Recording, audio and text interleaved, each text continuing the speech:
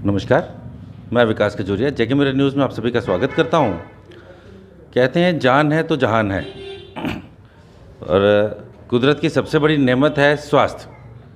स्वास्थ्य से जुड़े कुछ सवालों के लिए बात करने के लिए आज हमारे साथ हैं डॉक्टर विनोद मित्तला जी। उन्हीं से कुछ बात करेंगे। डॉक्टर साहब नमस्कार। नमस्कार।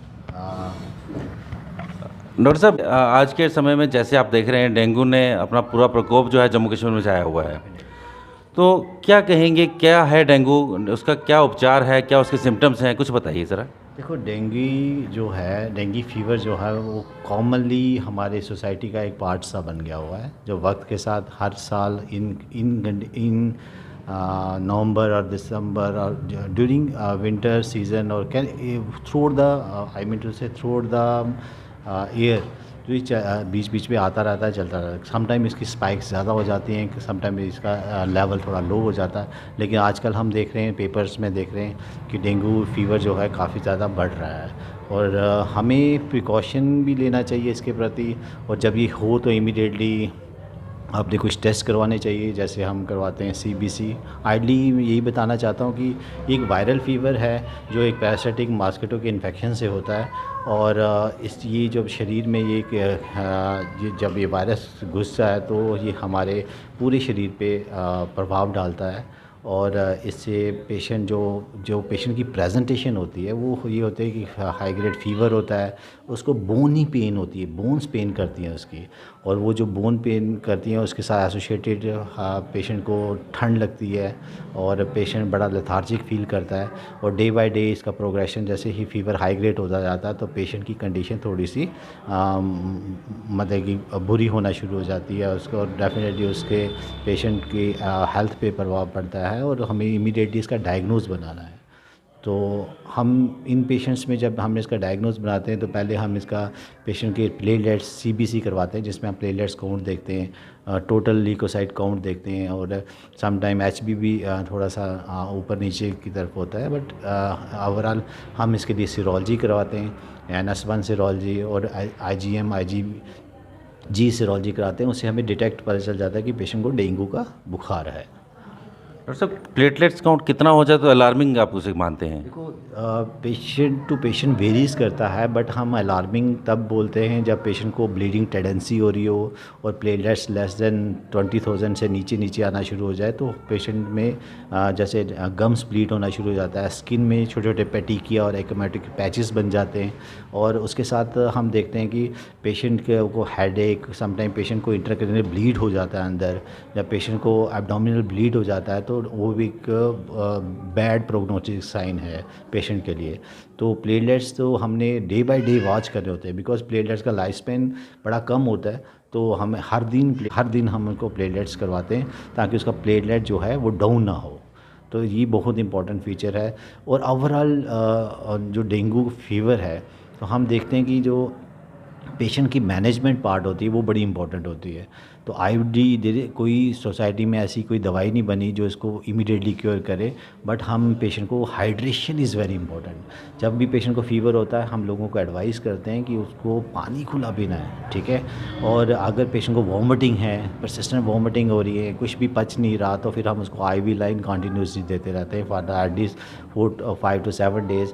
और उसके बाकी जो पैरामीटर्स हैं जैसे kidney function test, liver function test, ठीक है, उसका चेस्ट एक्सरे, अल्ट्रासाउंड एब्डोमेन, ये सारी चीज़ें वॉच करते हैं। क्योंकि जब इन्फेक्शन बॉडी में फैलता है तो liver test, function test, kidney function test भी डीरेंज हो जाते हैं। और उसके साथ हमें ये भी देखते हैं कि अगर लंग्स में पानी आ जाए तो डेफिनेटली वो एक बैड प्रोग्नोसिस साइन है। तो इसमें डेंगू की हम 2-3 टाइप्स, जैसे क्लासिकल डेंगू होता है, dengue fever with haemorrhagic syndrome होता है और विद शॉक एसोसिएटेड होता है। तो ये डिफरेंट टाइप्स में depend upon the progression of the disease in the patient. तो ज़्यादातर पेशेंट जो हैं विदाउट एनी एंटीबायोटिक सिर्फ पैरास्टामोल से और फ्लूइड थेरेपी से इमीडिएटली रिस्पॉन्ड कर जाते हैं। लेकिन अगर सीवियरिटी ऑफ द इन्फेक्शन किसी पेशेंट का ज़्यादा है और कोई डायबिटिक है या अंडरलाइंग कोई भी क्रोनिक इलनेस है या कोमॉर्बिडिटी है, उन कंडीशंस में हम देखते हैं कि पेशेंट जो है मतलब उसमें रिस्क ऑफ द डिज़ीज़ बढ़ जाता है, क्योंकि उनका अपना इम्यून सिस्टम उस वायरस के ख़िलाफ़ नहीं लड़ पाता। तो ये बहुत बड़ी प्रॉब्लम आ जाती है। और अगर प्लेटलेट्स कम हो जाता है तो हम प्लेटलेट ट्रांसफ्यूजन करवाते हैं, ठीक है, फ्लूइड थेरेपी देते हैं, ओरल इंटेक बढ़ाते हैं और पेशेंट को पैरासीटामोल देते हैं। कुछ प्रोडक्ट्स हम यूज़ करते हैं, जैसे मतलब कुछ आयुर्वेदिक जो प्लेटलेट्स को बढ़ाते हैं, बट ये मिथ है, मे बी उसमें प्लेटलेट्स बढ़ते हैं जब पेशेंट के खुद ही बढ़ जाते हैं, ये अभी साइंटिफिकली प्रूव नहीं है। डॉक्टर साहब, ऐसा भी हम लोगों की टेंडेंसी है, जैसे कह रहे हैं कि किसी के प्लेटलेट्स कम हो रहे हैं तो उसे पपीता दो, पपीते को पत्ते का जूस दो या बकरी का दूध दो, क्या वो कहाँ तक सही है? कहना बड़ा अच्छा क्वेश्चन पूछा आपने, बट ये है कि ये कोई साइंटिफिकली प्रूव चीज़ें नहीं हैं, एक मिथ बन जाते हैं जब तो हर एक बंदा एक अपनी थॉट प्रोसेस दूसरे इंसान को दे देता है, तो एक मिथ बनते कि ये पियो, ये खाओ, ये करो, इससे प्लेटलेट्स बढ़ जाएगा। लेकिन प्लेटलेट्स जो हैं इमीडिएटली ड्रॉप होते हैं इन कंडीशंस में और इमीडिएटली राइज होते हैं। आप देखो 1-2 दिन में प्लेटलेट्स हो सकता है 1-1.5 लाख से 70,000 आ जाएँ, फिर 50 आ जाएँ, फिर 25 आ जाएँ, लेकिन जब पेशेंट का अपना रिस्पांस आता है तो विद इन फ्यू डेज़ के अंदर ये प्लेटलेट्स नॉर्मल भी हो जाते हैं। तो ये बड़ा इंपॉर्टेंट फैक्टर्स है।